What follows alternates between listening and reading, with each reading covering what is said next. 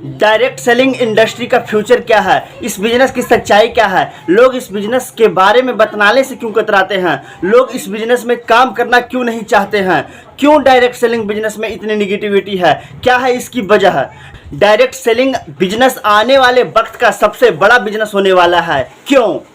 अगर आज आप दूसरी कंट्रीज को देखें, जो कंट्रीज आज डेवलप है ना, वो सभी कंट्रीज के अंदर डायरेक्ट सेलिंग बिजनेस का बहुत ज़्यादा प्रायोरिटी दी जाती है मेरे दोस्त, क्योंकि डायरेक्ट सेलिंग बिजनेस लोगों का बिजनेस है और जब तक दुनिया में लोग रहेंगे ना तब तक ये बिजनेस चलता रहेगा, क्योंकि ये बिजनेस जो है ना वो लोगों पर डिपेंडेड है। जब तक लोग खाते रहेंगे, नहाते रहेंगे, कपड़ा पहनते रहेंगे, तब तक ये बिजनेस आपका चलता रहेगा मेरे दोस्त। अपने इंडिया में कुछ लोग इसे फंसाने का काम बोलते हैं और कुछ लोग तो ये मानते हैं ना कि जिनके पास करने का कोई काम नहीं होता वो लोग ये काम करते हैं। मैं उन सारे लोगों से सहमत हूं, क्योंकि उन लोगों के पास अभी तक इस बिजनेस का प्रॉपर नॉलेज नहीं पहुंच पाया है मेरे दोस्त।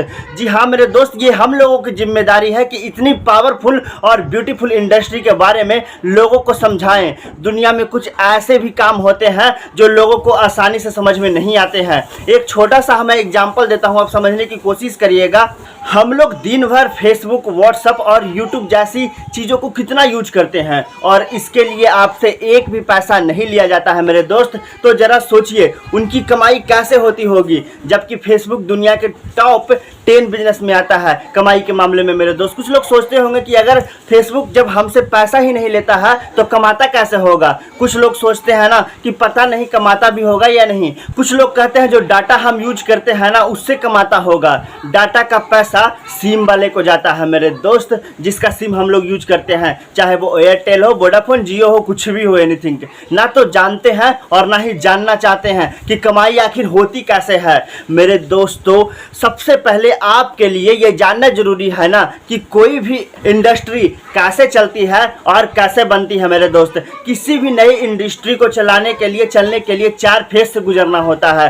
पहला जो फेज होता है ना वो है निगेटिव फेज, और आज डायरेक्ट सेलिंग के अंदर निगेटिव फेज में है मेरे दोस्त। आज डायरेक्ट सेलिंग के अंदर निगेटिव फेज में है। ये फेज ना हर इंडस्ट्री को झेलना पड़ता है। जब भी मार्केट में नया बिजनेस आता है ना तो लोग पहले उसे ठीक से समझ नहीं पाते हैं और अनदेखा कर देते हैं उसे। जैसे बैंकिंग सेक्टर के साथ हुआ, इंश्योरेंस सेक्टर के साथ हुआ, टेलीकॉम इंडस्ट्री के साथ हुआ मेरे दोस्त। ऐसे ना जाने बहुत सारे ऐसे चीज़ों के साथ हुआ। पहले ना तो लोग बैंक में पैसा जमा करते थे और ना ही लोग इंश्योरेंस लेते थे। क्यों?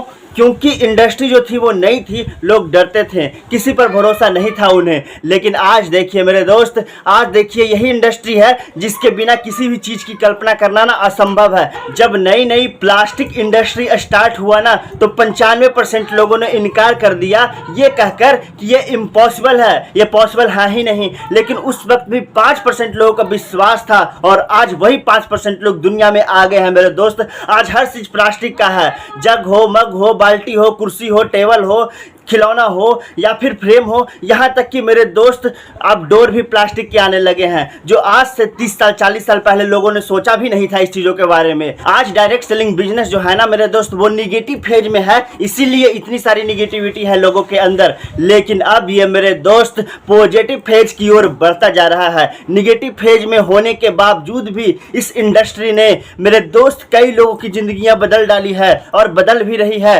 और दूसरी जो किसी इंडस्ट्री को फेस करना होता है ना वो होता है पॉजिटिव फेज। ये वो टाइम होता है ना मेरे दोस्त जब लोगों को इंडस्ट्री के ऊपर विश्वास बढ़ने लगता है, भरोसा बढ़ने लगता है, क्योंकि आसपास में वो रिजल्ट देख रहे होते हैं। और जो उस वक्त डायरेक्ट सेलिंग बिजनेस में दिलचस्पी नहीं दिखा रहे होते हैं ना, अनदेखा कर रहे होते हैं ना, रिजल्ट देखने के बाद भी दिलचस्पी लेने लगते हैं और आपका काफिला और भी ज़्यादा बढ़ने लगता है, रिजल्ट और बढ़ने लगता है, और भी ज़्यादा लोग आने लगते हैं, दिलचस्पी बहुत ज़्यादा बढ़ने लगती है। जैसे बैंक इंडस्ट्री और इंश्योरेंस इंडस्ट्री के साथ हुआ था मेरे दोस्त। बैंक का वैल्यू ना, बैंकिंग इंडस्ट्री का वैल्यू तब लोगों को पता चला होगा ना जब किसी का पैसा घर में सेफ नहीं रहा होगा, सुरक्षित नहीं रहा होगा। इंश्योरेंस इंडस्ट्री की वैल्यू तब पता चला होगा ना लोगों को जब किसी का एक्सीडेंट होने के बाद उसके घर वाले के पास मतलब घर वाले को पैसा मिला होगा। अब तीसरी जो किसी भी इंडस्ट्री का फेज होता है ना, वो होता है ग्रोथ फेज मेरे दोस्त। जब एक बार लोगों को इंडस्ट्री पर भरोसा होने लगता है ना,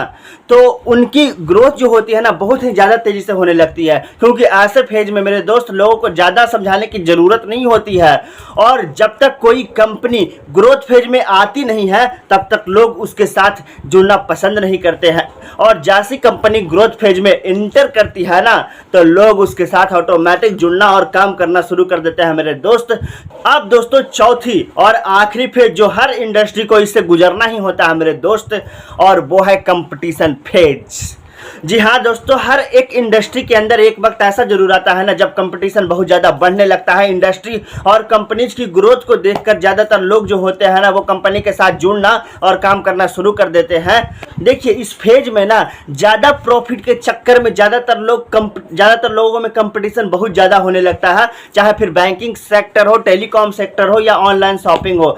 आज के टाइम पे मेरे दोस्त हर सेक्टर में हाई लेवल कंपटीशन है। ये टाइम हम सबके लिए बेस्ट टाइम है इस इंडस्ट्री को जानने के लिए, समझने के लिए और इसे करने के लिए।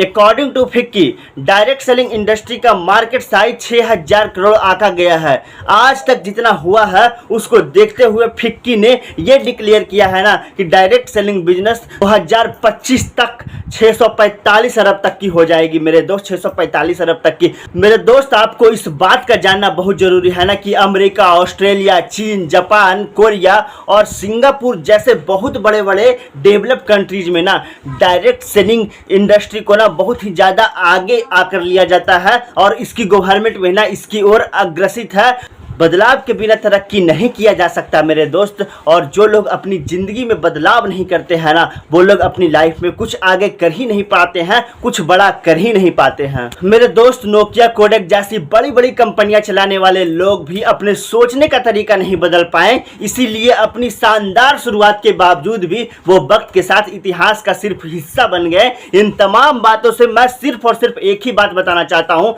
कि बदलाव ही प्रकृति का नियम है। बदलना तो तय है मेरे दोस्त, जो वक्त से पहले बदल गया उनकी जिंदगी बदल गई, और जिसे वक्त ने बदल दिया उनकी भी जिंदगी बदल गई। फर्क साफ है कि अगर वक्त के साथ आप बदलते हो तो ठीक, वरना वक्त ने बदला तो बहुत तकलीफ होगी। तो दोस्तों आई होप ये वीडियो आपको अच्छी लगी होगी, आपको अब चीजें समझ में आ गई होगी। लेकिन दोस्तों वो लोग जिन लोगों को अभी तक डायरेक्ट सेलिंग इंडस्ट्री समझ में नहीं आई है, जो लोग ऐसे वैसे इस इंडस्ट्री को बोलते हैं, नेटवर्क मार्केटिंग जैसे इंडस्ट्री को बोलते हैं, तो मैं आपसे कहना चाहूंगा ना कि इस वीडियो को अपने तक सीमित मत रखिएगा। आप उन सारे लोगों के पास इस वीडियो को सेंड कर दीजिए जो लोग अभी भी डायरेक्ट सेलिंग के मामले में जीरो हैं, यानी सिर्फ और सिर्फ उनके पास मेरे दोस्त इंफॉर्मेशन है, उनके पास नॉलेज नहीं है। और इंफॉर्मेशन वाली चीज कितनी खतरनाक होती है ना वो आप समझ सकते हैं। दोस्तों इस वीडियो में ज्यादा नहीं, इस वीडियो को मैं यहीं सीमित करता हूं और मैं आप लोगों से मिलता हूं अगली वीडियो में। तब तक के लिए टाटा बाय बाय मेरे दोस्त।